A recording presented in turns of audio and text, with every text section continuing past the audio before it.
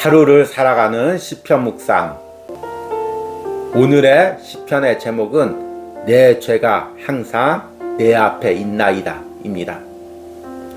그동안 시편은 제가 임의대로 제목을 정했다면 시편 51편은 다윗의 고백 중에서 우리가 붙들고 기도해야 될 그 고백을 기도 제목으로 정해보도록 하겠습니다.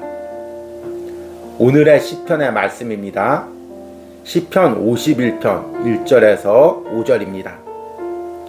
하나님이여 주의 인자를 따라 내게 은혜를 베푸시며 주의 많은 긍휼을 따라 내 죄악을 지워주소서. 나의 죄악을 말갛게 씻으시며 나의 죄를 깨끗이 제하소서. 무릇 나는 내 죄가를 아오니 내 죄가 항상 내 앞에 있나이다. 내가 주께만 범죄하여 주의 목전에 악을 행하였사오니 주께서 말씀하실 때 의로우시다 하고 주께서 심판하실 때 순전하시다리이다. 내가 죄악 중에서 출생하였으며 어머니가 죄 중에서 나를 잉태하였나이다. 아멘. 오늘의 시편 묵상입니다. 구약에서 하나님 앞에 나가기 위해서는 꼭 필요한 것들이 있었습니다. 우선 하나님이 임재하시는 성막입니다.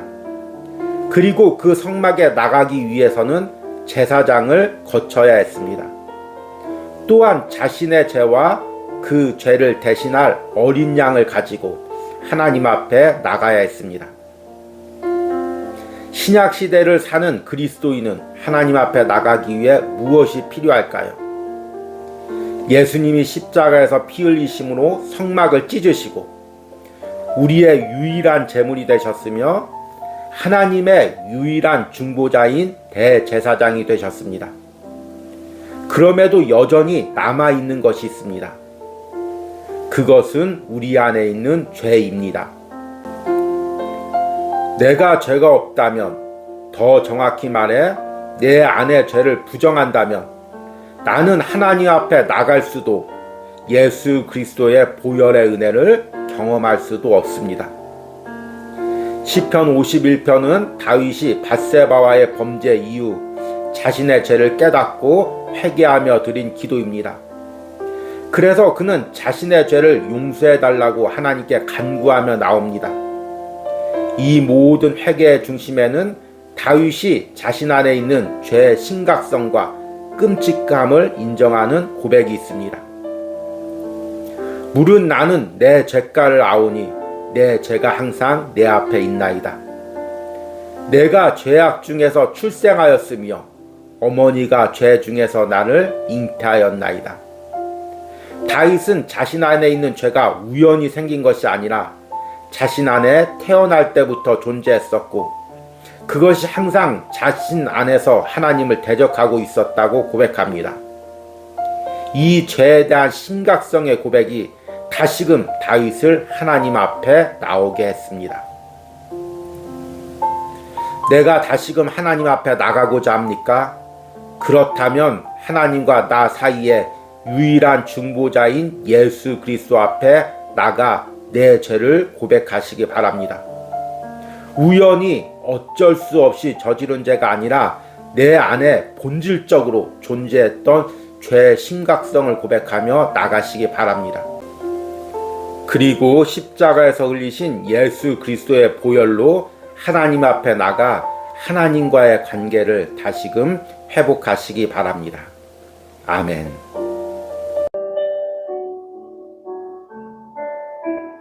하루를 살아가는 시편 묵상.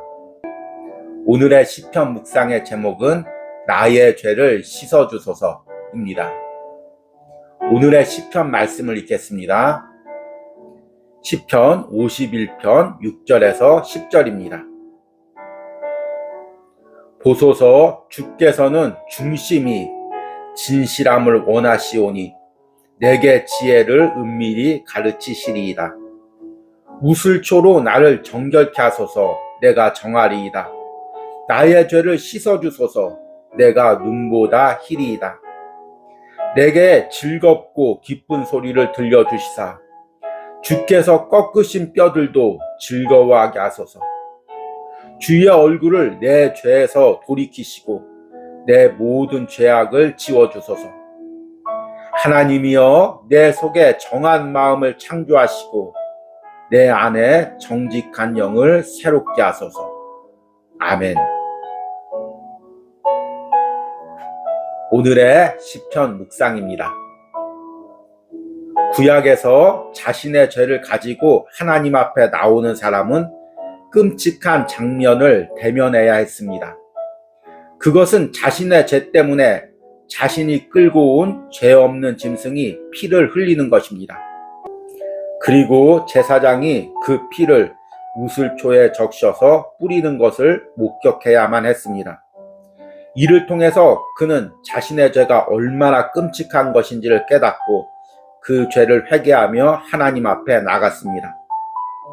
그러나 이런 피가 뿌려지는 것을 목격하는 것은 구약 시대만이 아닙니다.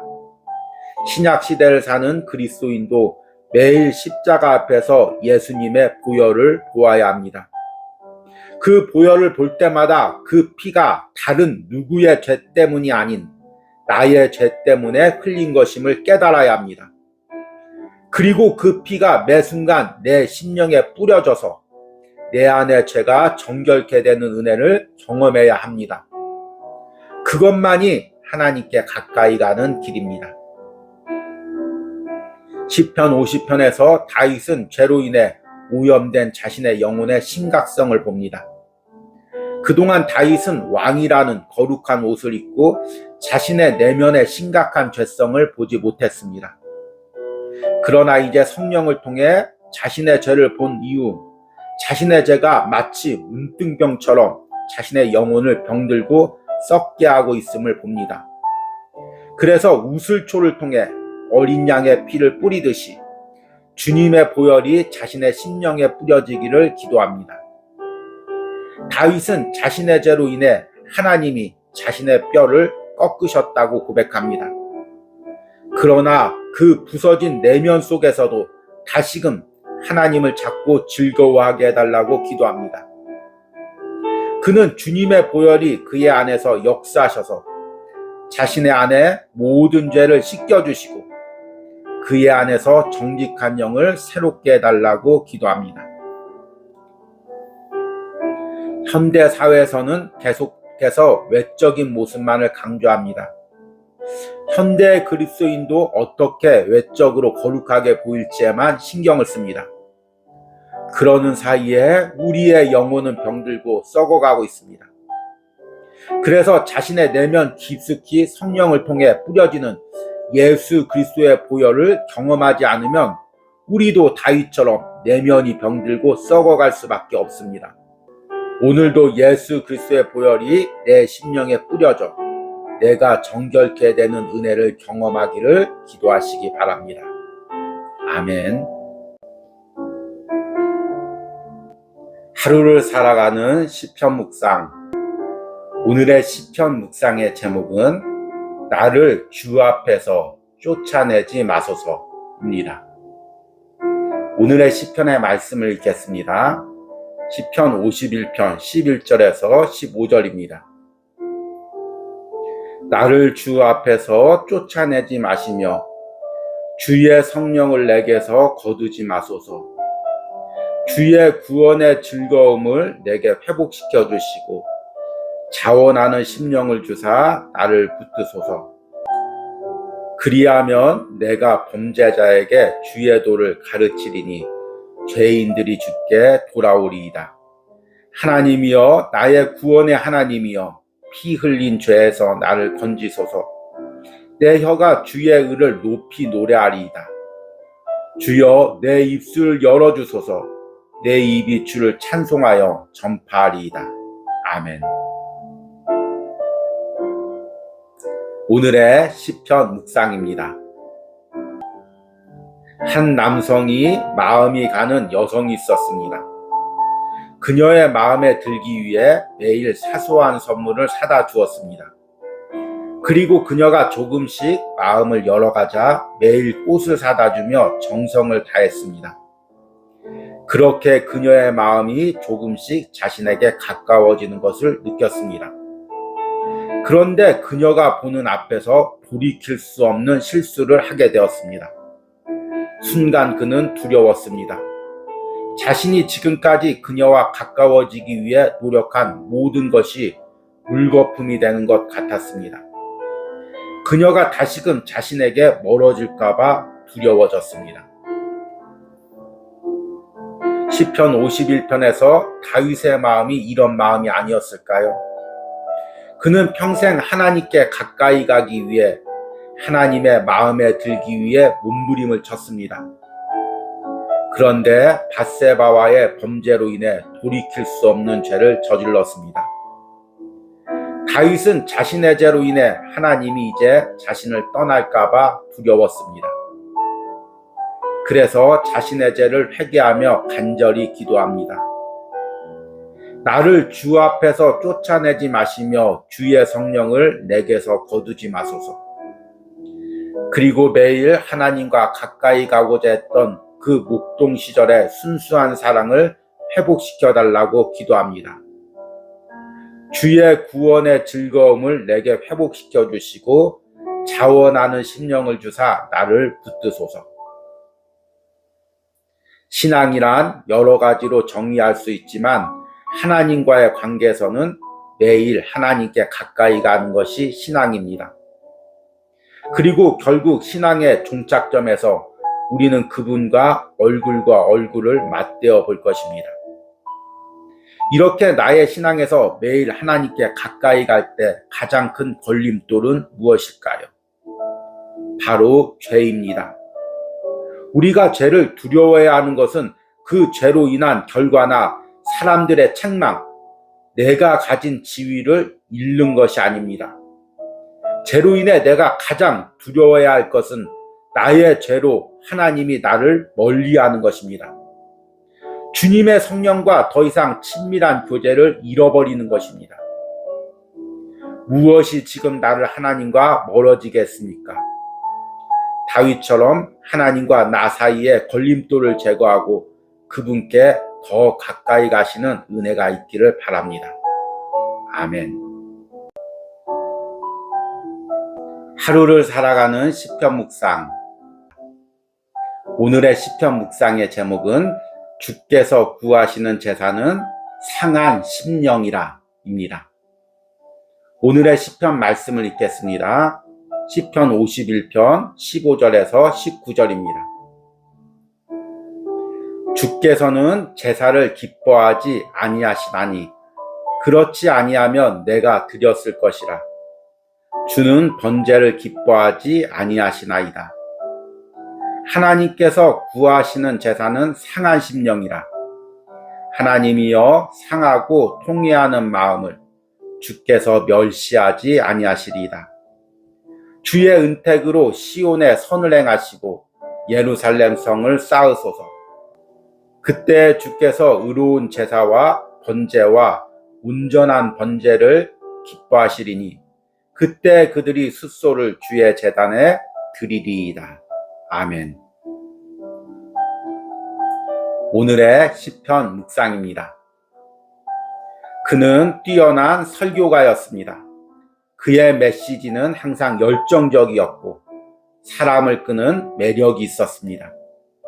뛰어난 언변과 화려한 제스처가 그를 더욱 빛나게 보이게 했습니다. 그렇게 그는 모든 사람의 존경을 받으며 여러 곳을 다니며 설교를 했습니다. 그러나 그렇게 바쁘게 뛰어다니는 동안 그의 안은 점점 비어갔습니다. 때로는 알 수 없는 눈물이 터져 나오며 무너지기까지 했습니다. 그리고 결국에는 돌이킬 수 없는 성적인 범죄를 저질렀습니다. 그 사실이 그의 설교를 듣는 성도들에게까지 모두 알려지게 되었습니다. 결국 그는 공식 석상에서 자신의 죄를 인정하고 아내와 함께 외딴 곳으로 집거하게 되었습니다. 그곳에서 그는 하나님께 회개하며 자신의 죄를 들여다보는 시간을 가졌습니다. 그로 인해 그는 더 깊은 은혜를 누리는 사람이 되었습니다. 유명한 설교가이자 기독교 작가인 고든 맥도날드의 일화입니다. 시편 51편의 다윗 역시 마찬가지 상황이었습니다.